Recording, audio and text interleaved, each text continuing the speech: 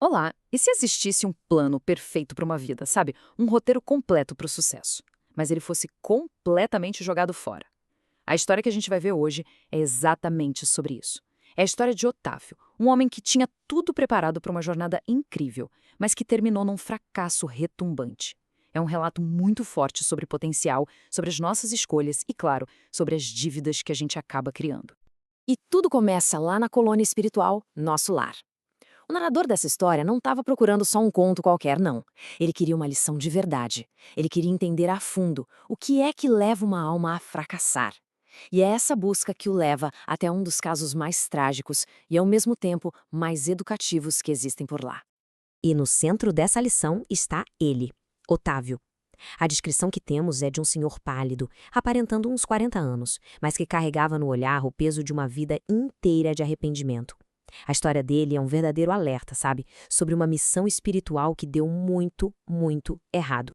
E essa é a grande pergunta que fica no ar, né? Como é que um plano traçado com tanto cuidado, com tanto detalhe no mundo espiritual, pode simplesmente desmoronar por completo aqui na Terra? A resposta, ou pelo menos parte dela, está na jornada de Otálio, que a gente vai desvendar a partir de agora.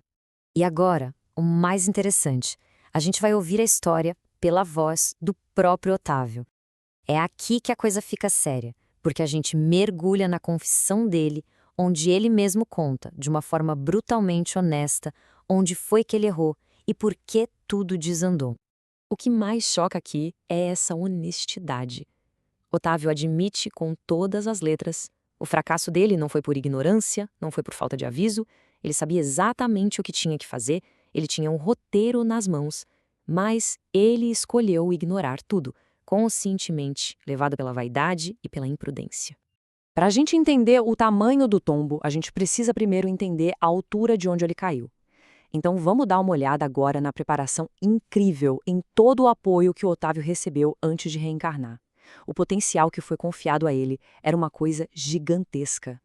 30 anos. Para e pensa um pouco nesse número. Não foram alguns meses, nem 2 anos. Foram 3 décadas de preparação intensa e dedicada para uma única missão na Terra.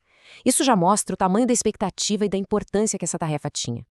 E aqui está o plano. Olha só que interessante. Repara como tudo foi amarradinho para o sucesso dele. Primeiro, um corpo forte e saudável. Segundo, a recomendação de ficar solteiro, para manter o foco total. Terceiro, o começo seria com dificuldade, com sacrifício, para fortalecer o espírito. E o auge, o ponto alto da missão, seria acolher, aos 20 anos, 6 espíritos amigos como filhos órfãos. Era um roteiro para redenção, entende? A parte material só viria depois, como consequência do bom trabalho. Pois é, e é aqui que a história toma aquele rumo trágico. Agora a gente vai acompanhar a vida de Otávio na Terra e ver a sequência de decisões que, uma por uma, foram desmantelando aquele plano perfeito e o levando na direção totalmente oposta aos seus compromissos. Essa linha do tempo é praticamente a anatomia de um desastre. Começa aos 15, quando ele ignora os primeiros chamados. Aos 19, ele já se entrega aos excessos. Mas o ponto sem volta, o golpe final, vem depois da morte do pai, quando ele vira as costas para a madrasta e para as 6 crianças que ele prometeu cuidar. O resultado? Uma morte prematura, aos 40, e um retorno ao plano espiritual em completa falência moral. Mas o que é que causou tudo isso? Não foi o destino, não foi azar, não foi culpa de ninguém.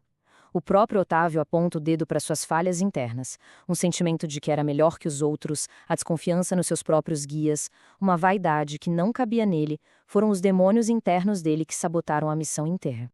E de todos os erros, esse aqui é o ponto central. Abandonar os órfãos não foi só uma oportunidade perdida, entende? Foi uma traição a uma promessa sagrada.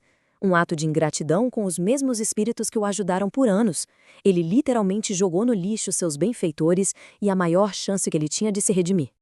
E agora, as consequências. Vamos ver o resultado sombrio das escolhas dele.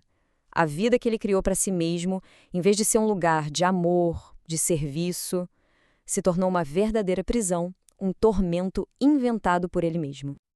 Olha só esse contraste, é devastador.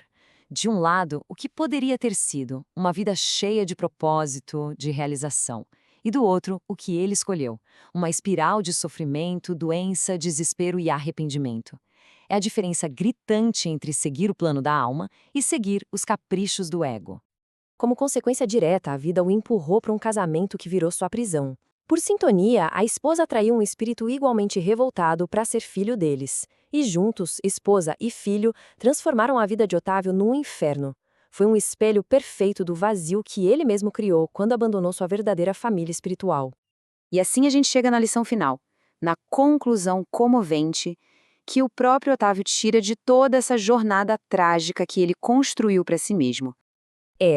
Essa frase é a autópsia da vida dele nas palavras dele mesmo. Ele realizou todos os desejos, todos os impulsos egoístas, menos o único desejo que realmente importava. E o resultado? Ele não só falhou na missão, como piorou a situação dele, aumentando ainda mais as dívidas que ele veio para quitar. Mas, mesmo com toda essa escuridão, a história não termina em condenação total. No meio do desespero dele, uma figura maternal, Dona Isaura, aparece e traz uma palavra de conforto, de esperança. A mensagem final não é de tragédia, é de misericórdia. O fracasso foi gigantesco, sim, mas a chance de ele começar, com a bênção do tempo, ainda existe. Isso tudo deixa a gente com essa pergunta final, para refletir. A história de Otávio foi uma série de erros que, somados, viraram um fracasso total. Mas, com essa promessa de novas oportunidades, será que um fracasso é realmente o fim da linha? Ou é só um desvio muito, muito doloroso no longo caminho do aprendizado?